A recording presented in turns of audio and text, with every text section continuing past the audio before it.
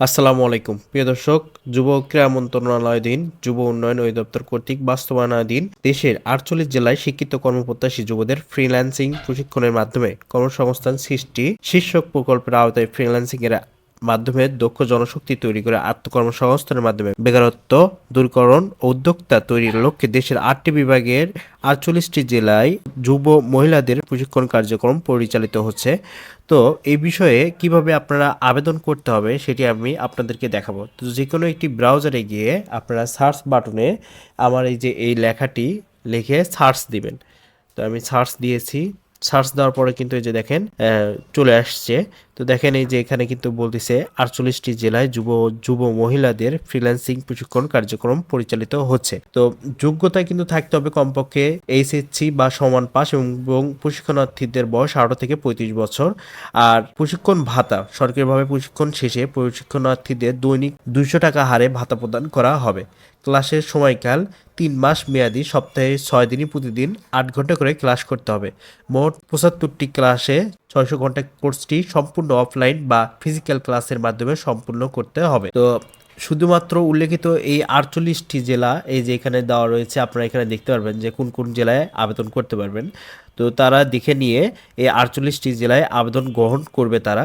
সুতরাং আবেদন করার আগে অবশ্যই জেলাগুলো দেখে নিয়ে তারা আবেদন করবেন। তো আবেদন ফর্মে প্রথমে আপনারা নাম দিবেন। তো আমি নাম দিলাম। অবশ্যই সার্টিফিকেটে যে এরকম নাম দেওয়া আছে সেম নামটা এখানে দিয়ে দিবেন। তো এটা দেওয়ার পরবর্তীতে আমার ফোন নাম্বারটি দিব। আমার ফোন নাম্বারটি দেওয়ার পর এখানে আমার ডিভিশনটা দিব ঢাকা।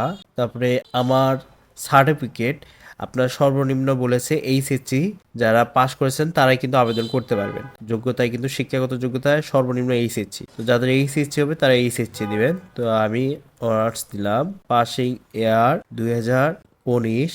এখানে কম্পিউটারের আপনার ধারণা কেমন সে সম্পর্কে বলতেছে। তো যদি সাধারণ হয়ে থাকে তাহলে বেসিক দিবেন, আর যদি তার চাইতে ভালো হয় তাহলে মিডিয়াম, আর যদি এক্সপার্ট হয়ে থাকেন তাহলে এক্সপার্ট দিবেন। ঠিক আছে। তো এরপর ৩ মাস ব্যাপী সপ্তাহে ৬ দিন প্রতিদিন ৮ ঘন্টা করে ক্লাস করতে পারবেন কি? তারা তাই কিন্তু বলছে হ্যাঁ আমি পারবো।